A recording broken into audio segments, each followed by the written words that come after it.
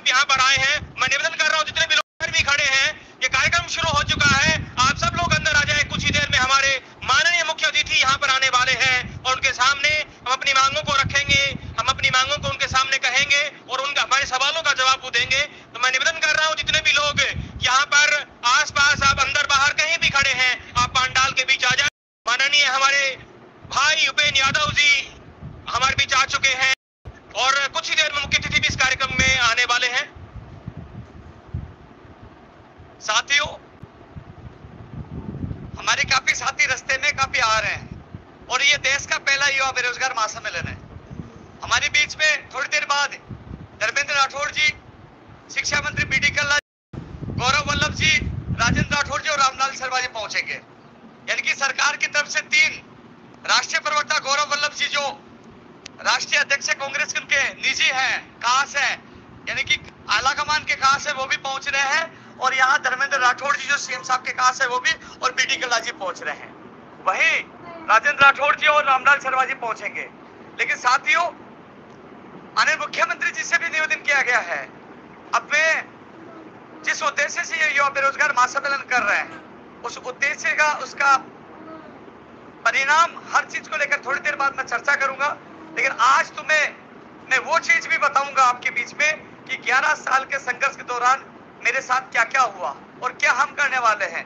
लेकिन आज का उद्देश्य पूरा, गर्मी से कोई नहीं मरेगा भाई, भूख से मर जाएंगे, बेरोजगारी से मर जाएंगे। क्या गर्मी से थोड़ी मरेंगे भाई, बेरोजगारी से तो मरेंगे। तो ये समस्या हल होनी चाहिए ना। मुझे बहुत कुछ बोलना है लेकिन अब मैं बोल जाऊंगा तो फिर बाद में क्या बोलूंगा, क्योंकि मेहमानों के सामने बोलूंगा, आपकी आवाज बुलंद करूंगा। जब सरकार के सामने आवाज उठाऊंगा तो वो अच्छा रहेगा ना। अरे अच्छा रहेगा ना भाई, अभी बोल दूंगा तो कोई मतलब है क्या? सरकार के सामने आपकी आवाज उठाऊंगा, अच्छा रहेगा ना। आप अपने साथियों को कॉल और मैसेज करिए। एक चीज तो मैं कहना चाहूंगा, हमारे पुलिस प्रशासन के लोग भी हैं, मीडिया के भी लोग ही हैं। साथियों, यदि मैं किसी अरबपति का बेटा होता, करोड़पति का बेटा होता तो आज मैं बसें लगा सकता था, मैं खाने की व्यवस्था कर सकता था, तो यहाँ बहुत भीड़ आ सकती थी।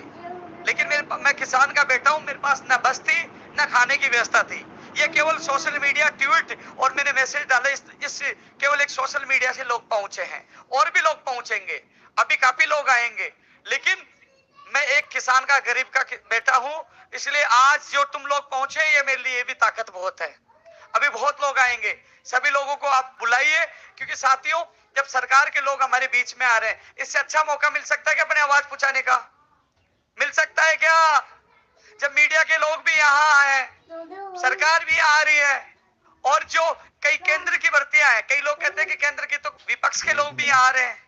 तो जब सारे नेता हमारे बीच में आ रहे हैं तो हम सबको, जो युवा है उनको कहिए, जो लाइब्रेरी में, कोचिंग में, कि अपने भविष्य के लिए निकल कर आ जाइए, अपने भविष्य के लिए निकल कर आ जाइए। पता है आप लोगों को, ये जो व्यवस्था की गई है, ये टेंट वाला भैया था, ये कई चीजें मैं जानता हूं। मैंने किसी बेरोजगार को ये नहीं कहा कि मुझे पैसे दो। मैंने मेरा व्यक्तिगत कोई मेरा दोस्त था कि भैया पानी की व्यवस्था आप कराओगे, कुर्सियों की व्यवस्था आप कराओगे, मैं आपसे निवेदन कर रहा हूं, मैं आपका जीवन आवाज दूंगी। यानी कि मैंने व्यक्तिगत रिश्ते उनसे निवेदन कर करके मैंने व्यवस्था करवाई है। खून पसीने से मैंने राजस्थान बेरोजगार एकीकृत महासंघ को सींचा है। तो साथियों, मैं आपको जब मैं मेरे जीवन की, जब उन अतिथियों के सामने मैं जीवन की आपको बात कहूंगा, समझ में आ जाएगा। जिस व्यक्ति ने 11.25 साल अपने माँ बाप से दूर रहकर, कई बार मुझे पता चलता था कि जब मैं जेल में जाता था तो माँ बाप को होश नहीं होता था, बेहोश हो जाते थे। मैंने हर पीड़ा देखी है आप लोगों के लिए, और अभी भी ये देश का पहला युवा बेरोजगार महासम्मेलन आप लोगों के लिए समर्पित है, आप लोगों के लिए, कि ये 1 लाख भर्तियां, यहाँ पर क्या दिन भर्तियां, आपकी मांगे पूरी हो जाएंगी। पता है क्या होता है, जिस जगह मैं हूं उस जगह और कोई क्या करता है पता है, वो टिकट मांगने जाते हैं। मेरी जगह रहते हैं वो टिकट मांगने जाते हैं, और मैं, चाहे बीजेपी सरकार हो चाहे कांग्रेस सरकार हो, मैं जाता हूं तो आप सबके चेहरे दिखते हैं। मैं कहता हूं मुझे कुछ नहीं चाहिए, मेरी युवाओं को न्याय कर दीजिए, मेरी युवाओं के सपनों को पूरा कर दीजिए, वही मेरे लिए सब कुछ है। मैं मांगना चाहता हूं आप लोगों के लिए। अभी हमारे जो मेहमान हैं वो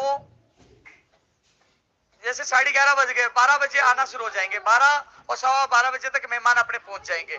तो तमाम लोगों से मैं ये कहना चाहूंगा, देखो पुलिस प्रशासन हमें पूरा सपोर्ट करिए। धन्यवाद पुलिस प्रशासन का, धन्यवाद, जोरदार तालियां पुलिस प्रशासन का। और साथ में ही एक चीज और है, अरे भाई पुलिस प्रशासन का 3600 पे ग्रेड होना चाहिए कि नहीं होना चाहिए? आवाज लगाई, होना चाहिए। पुलिस के साथ हो कि नहीं हो बताओ? वहां पे सबके हाथ खड़े होने चाहिए। पुलिस के साथ हो कि नहीं हो भाई? 3600 पे ग्रेड होना चाहिए कि नहीं होना चाहिए? समय पे पदोन्नति होनी चाहिए कि नहीं होनी चाहिए? होनी चाहिए ना। इनका साप्ताहिक अवकाश होना चाहिए कि नहीं होना चाहिए?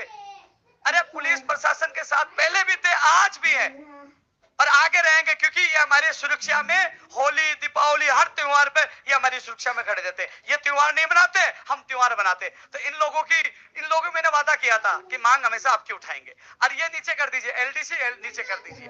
ये सारे लोग हैं ना, फिर सब अपनी अपनी ऊपर करने लग जाएंगे अपनी मांग। तो साथियों, मुझे बहुत कुछ बोलना है, मैं अब बोलने लग जाऊंगा तो अतिथि जो आएंगे उनके सामने क्या बात रख पाऊंगा, समझ रहे हो ना आप लोग? मैं वही उस समय बोलूं कि आपकी आवाज सरकार तक पूछे, उस समय बोलूं। तो हमारे सिंगर भैया भी आए हुए थे, अच्छा था। मैं इनको धन्यवाद देना चाहूंगा कि ये मैंने कहा कि मुझे एक सिंगर की आवश्यकता है, तो सिंगर की आवश्यकता पड़ेगी भाई। कोई कह रहा है 1 लाख रुपए लगेंगे, कोई कह रहे 50,000 लगेंगे। किसी ने मुझे इसको नंबर दिया, मैंने इनको फोन किया, तो भाई साहब आपसे पैसे क्यों लूंगा, मैं तो नौकरी आपकी वजह से लगाऊं। तो मुझे अच्छा लगा। मैं जेल में जाता हूं, कई बार जेल प्रेरी मिलते हैं कि हम 2016 में जेल प्रेरी में आपके सहयोग से लगे। थाने में जाता हूं, कई कांस्टेबल मिलते हैं, तो अच्छा लगता है कि आप अच्छा कर्म करोगे तो हर जगह आपका कोई सहयोग करने आएगा। इसलिए हमेशा अच्छा करना सोचिए। मैं कहां से 50,000 रुपए दे पाता, लेकिन ये व्यक्ति कहा कि मुझे सौभाग्य है कि मैं आपके कार्यक्रम में आ रहा हूं। तो आप अच्छा काम करोगे तो आपको अच्छे लोग मिल जाएंगे, आपका कार्यक्रम सफल हो जाएगा। तो मैं धन्यवाद देना चाहूंगा भाई को कि आप पहुंचे। तो साथियों, हमारे जो मेहमान हैं, मैं उनसे भी अभी बात करूंगा और लोगों से मैं बात करूंगा।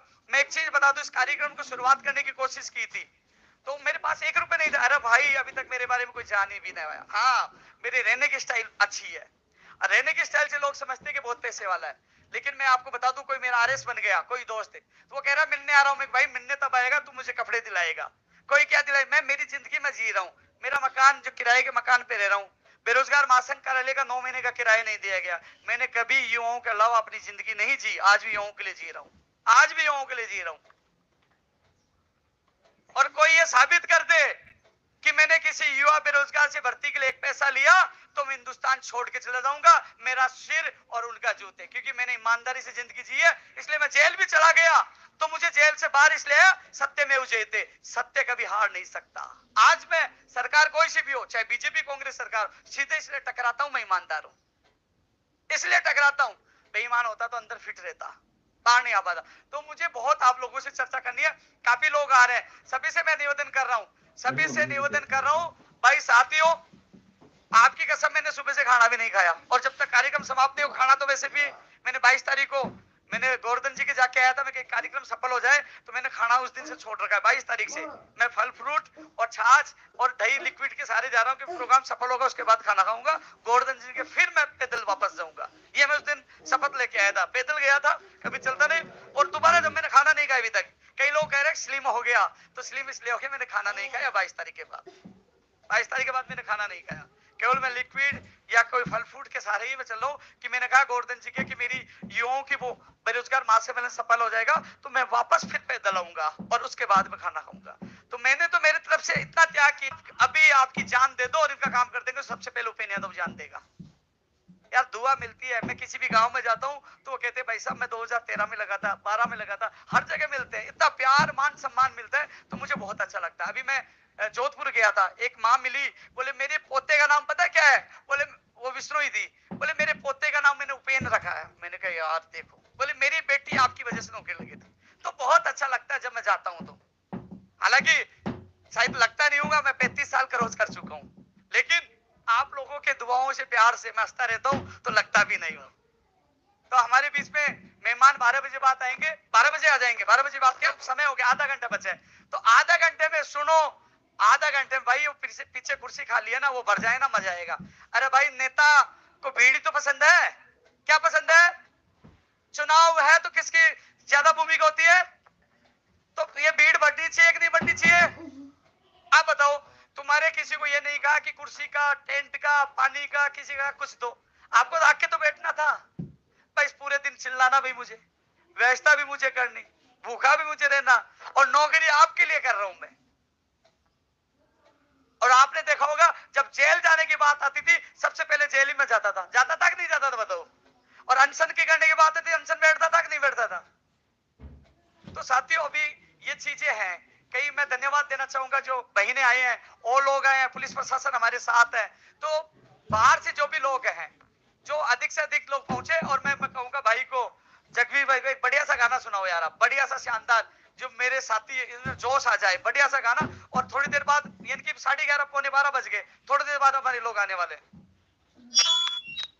क्या बात है, जोरदार तालियां होनी चाहिए उपेन यादव जी के लिए। और 11.25 साल के लंबे सफर के बाद भी ये कहते हैं कि ना थके हैं पैर ना अभी हिम्मत हारी है, ना थके हैं पैर ना अभी हिम्मत हारी है, अभी तो कुछ दूर चले हैं, पूरा सफर तो अभी बाकी है। जोरदार तालियां होनी चाहिए। और हमारे बीच में मजे हुए कलाकार जगजीत जी एक बार फिर से आ रहे हैं कुछ आपके लिए गाने गुनगुनाने।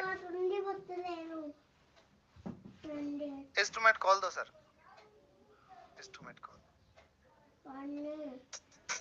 सर, आपके जज्बे को डेडिकेट करते हुए आपके लिए कुछ लाइनें अर्ज कर रहा हूँ।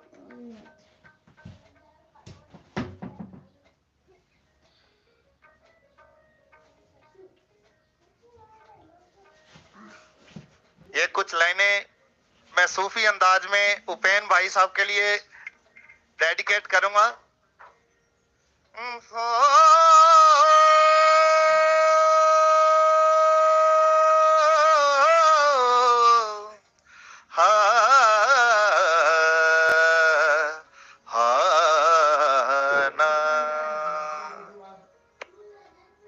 नमाज़े इश्क का पढ़ना बड़ा दुश्वार होता है, जो सजदा आशिकों का सामने गवार होता है।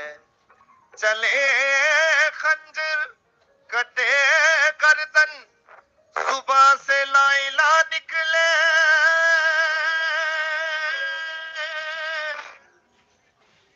लाइला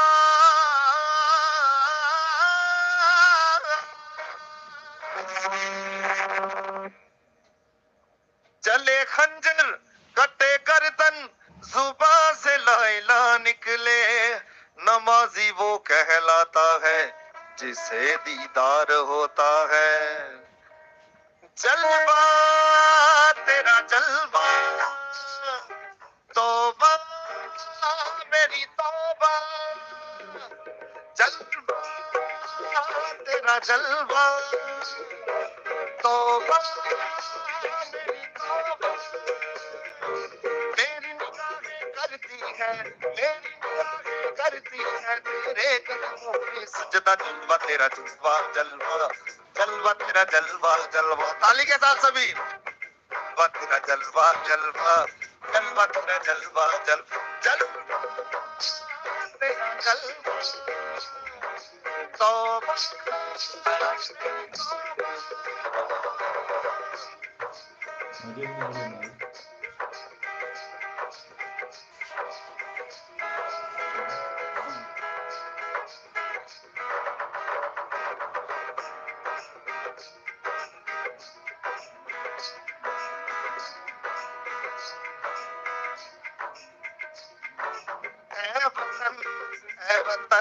जाने जा जाने मन ये समा ये बहार, पे जा जाने सा जलवा तेरा जलवा, तौबा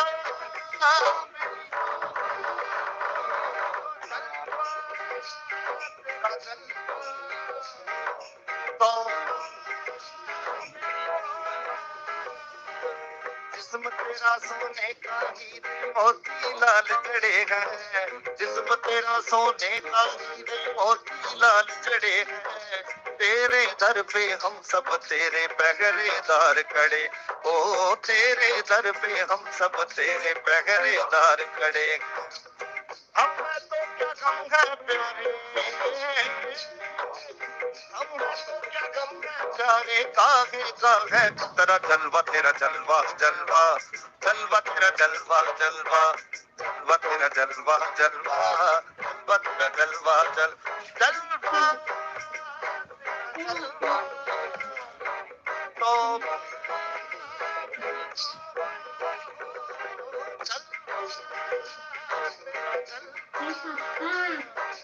तो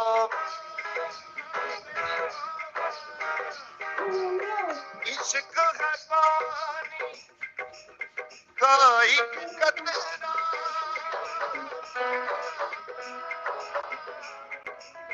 कतरे में तूफान एक हाथ में अपना रख ले एक हाथ में रख ले जा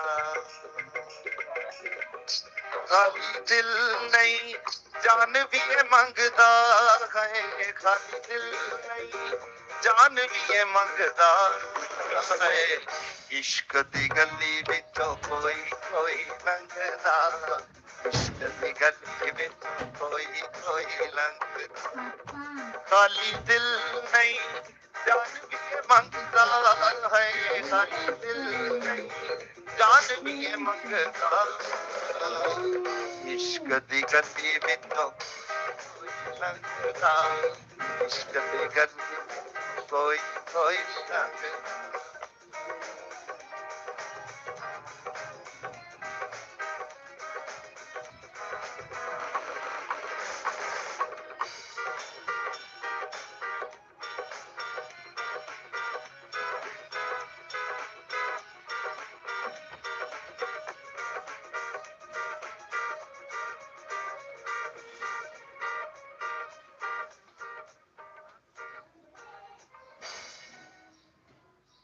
साथियों एक चीज से जोरदार तालियां यार। एक चीज का ध्यान रखना ये भाई, अरे कुर्सी की लड़ाई है, कहां कुर्सी को उठा के ले जा रहे हो तुम? कुर्सी के तो सारे नेता लड़ रहे हैं और हम भी एक कुर्सी के लिए लड़ रहे हैं। वो हमारी कुर्सी है हमारे भविष्य की। कोई एलडीसी के लिए, कोई थर्ड ग्रेड के लिए, कोई सेकंड ग्रेड के लिए, कोई फर्स्ट ग्रेड के लिए, कोई लाइब्रेरियन के लिए, कोई सीईटी के लिए, कोई जूनियर अकाउंटेंट के लिए, कोई पशुधन सहायक के लिए, कोई कृषि प्रेक्षक के लिए। सीट तो है ना एक, लड़ाई आप भी लड़ रहे हो ना, तो सीट मिलनी चाहिए कि नहीं मिलनी चाहिए? अब मैं ये कह रहा हूं, जो साथी बाहर है उनको कह दीजिए 12 बजे अपने मेहमान, जिस उद्देश्य से हम आए हैं भाई, अपनी बात सरकार तक पूछनी चाहिए ना। जो उद्देश्य, कई लोग मुझे ज्ञापन स्टेज पे देने आ रहे हैं। मैं इस बार ये चाह रहा हूं कि सरकार ऐसा सिस्टम स्थापित करे कि उपेंद्र यादव की आवश्यकता नहीं पड़े तुम लोगों को। मैंने ये कहा है, मैंने ये बात पूछी है कि सीधे मुख्य सचिव महोदय मीटिंग ले, जैसे किसी ने ज्ञापन दिया, जैसे अभी कोई भी भर्ती का आ गया, फर्स्ट ग्रेड का आ गया, सेकंड कोई भी भर्ती का आ गया, तो सरकार उस संबंधित 5 लोगों को बुलाए, उनके डिपार्टमेंट मंत्री को बुलाए, उनके आईएएस को बुलाए और बैठ के समस्या हल करे। उनको माध्यम मिलना चाहिए कि नहीं मिलना चाहिए बताओ? तो ना उपेंद्र यादव की आवश्यकता होगी, ना राजस्थान बेरोजगार एकीकृत महासंघ की आवश्यकता होगी। मेरा बेरोजगार सीधा अपनी बात रखेगा और न्याय पाएगा। ऐसा सिस्टम स्थापित होना चाहिए कि नहीं होना चाहिए? होना चाहिए ना? अरे होना चाहिए ना। जब वोट देने का अधिकार है तो अपने अधिकारों की बात करने का अधिकार है कि नहीं है? तो ये मैं जा रहा हूं यार। नहीं पता है मेरी जगह क्या होता नेता?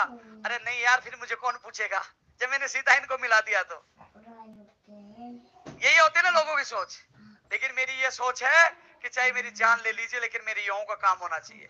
11 साल दोनों सरकारों से लड़ा हूं मैं। तो भाई उस सरकार में भी पीटा हूं, इस सरकार में पीटा हूं, लठ बहुत खाए हैं, पुलिस वालों ने बहुत लठ मारे हैं, लेकिन पुलिस वालों की गलती नहीं मानता भैया, वो ड्यूटी कर रहे हैं। पुलिस वालों की जगह हम होते तो हम भी लठ मारते, क्योंकि उनकी ड्यूटी है, उनकी कानून व्यवस्था बनाना उनकी ड्यूटी है कि नहीं है? है ना? यदि जहां आप नौकरी करेंगे तो आपकी ड्यूटी होगी कि नहीं होगी? होगी ना। कई लोग मुझे कहते हैं कि पुलिस वाले आपको जेल में डालते, लठ मारते, उनकी आवाज क्यों उठाते? मैं कहता हूं कि मैं मानवता के नाते, अपन तो यूनियन है, क्या इनकी यूनियन है क्या? अरे ये बोल दे तो उनको नोटिस दे देते हैं। तो इनकी मांग मैंने वादा किया था कि जब जब मेरा कोई प्रोग्राम होगा तो उस मंच में चाहे जेल प्रेरी हो, चाहे राजस्थान पुलिस के वो कांस्टेबल हो, कर्मचारी, उनकी आवाज में उठाऊंगा। अरे कहते हैं ना, जो दूसरे का भला करेगा भगवान उनका भला करता है। यदि अभी राठौड़ जी आएंगे, उनके बारे के बाद सीएम साहब की स्थिति स्पष्ट होगी। यदि सीएम साहब आएंगे तो मैं बातों ही बातों में पुलिस वाले की मांग तो मैं रख ही दूंगा। क्योंकि मैं चाहता हूं कि भैया इस जीवन में आए तो ज्यादा से ज्यादा लोगों का भला करे, मरे तो सब याद तो रखे। कम से कम एक बंदा था जो सबकी आवाज उठाता था, सबकी आवाज उठाना करते थे। तो जो साथी हैं भैया, मेरे को कहा गया है गौरव वल्लभ जी 12:15 बजे पूछेंगे, 12 बजे के मैंने लोगों को भेज दिया लेने के लिए। अभी कितने 20 मिनट बचे हैं, तो 20 मिनट कई लोग देख रहे हैं कि पसीना आ रहा है।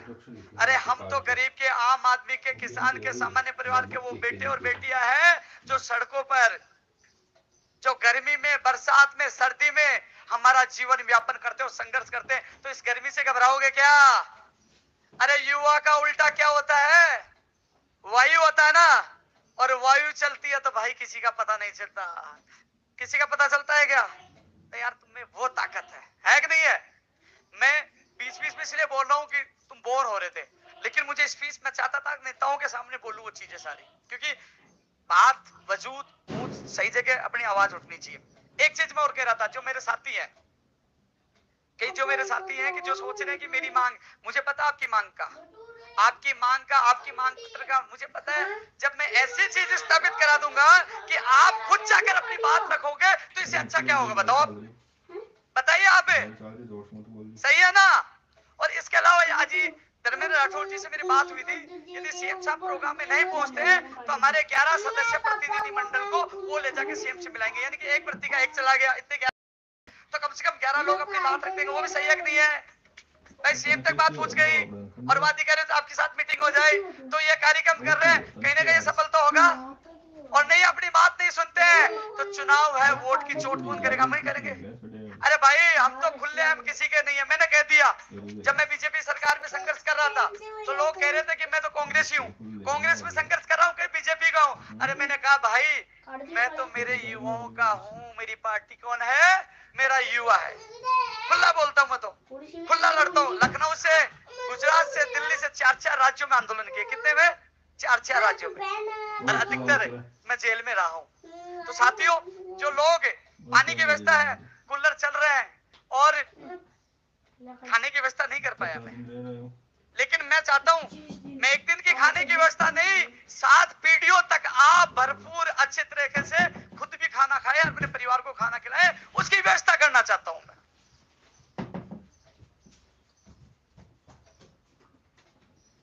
इस बार जब आईसीयू में था तो मुझे लगा था राम राम सत्य हो गया, पूछ गया।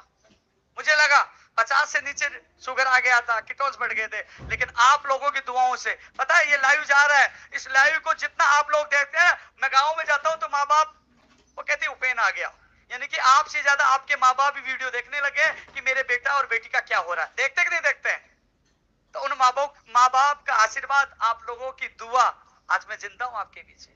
मैंने कहा कि आसान से तो मरने वाला नहीं हूं मैं। तो साथियों, हमारे जो साथी हैं, मैं उनसे ये कहना चाहूंगा कि कोई भी ये ना सोचे, देखो जितने लोगों को फोन कर, त्रिवेणीनगर में खूब है भाई। अभी कल परसों में देख रहा था, एक मेरा दोस्त था, फोन आया कि बेटा कल तू जयपुर में है ना, तुझे लड़की वाले देखने आ रहे हैं। क्या पापा मैं जयपुर में हूँ, और फोन काट दिया चढ़ते थे। तो मैंने कहा भाई पता तो पूछ ले, मैंने पता ढूंढ लेंगे। तो वो पता ढूंढ के पूछ जाएगा क्योंकि सगाई हो रही है। अरे यार नौकरी का सवाल है भाई, नौकरी नहीं लगी तो भाई साहब या तो छोड़ के चली जाएगी या फिर रात को चिमटे और बेलने की आवाज आएगी। अरे वैसे 5वां गोत्र हो गया, वैसे कोई नहीं आता। अभी वो रीट वालों का परिणाम आया था लेवल 1 का, तो वो सोवन के घर पे लाइन लगी हुई थी सगाई वालों की। आज के तो ऑफर चलते हैं कि हम ये कर देंगे वो कर देंगे।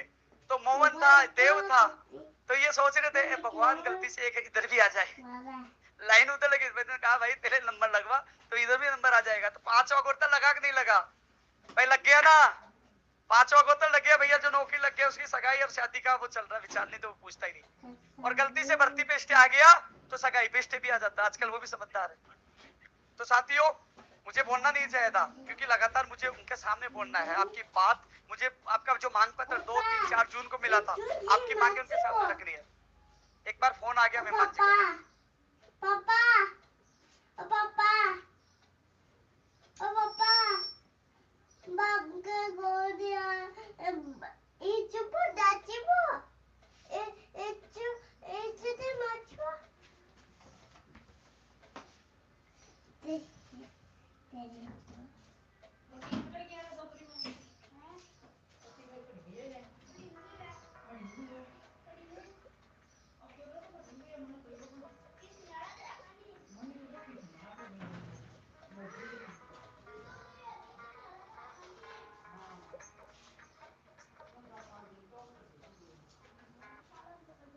गाने सुनने की इच्छा है क्या? जब तक मेहमान आए जब तक है इच्छा है? चल भाई, थैंक यू भैया। अभी सब आप ताली के साथ, सभी आप सब मेरे साथ गाओगे।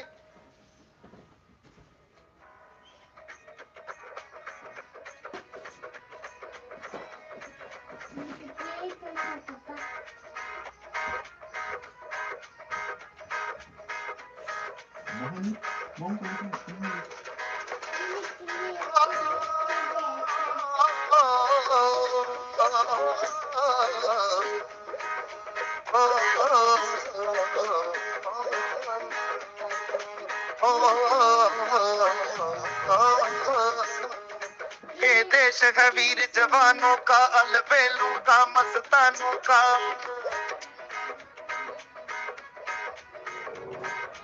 देश है वीर जवानों का, अलबेलों का, मस्तानों का। इस देश के यारो, इस देश के यारो क्या कहना, ये देश है दुनिया का कहना।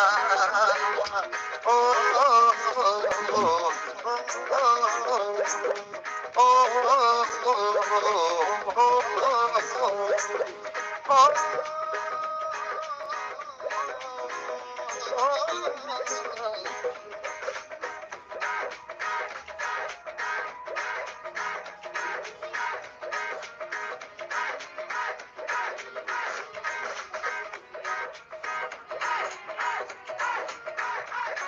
यहाँ जोड़ी छाती वीरों की, यहाँ भोली शक्लें। यहाँ जोड़ी छाती वीरों की, यहाँ भोली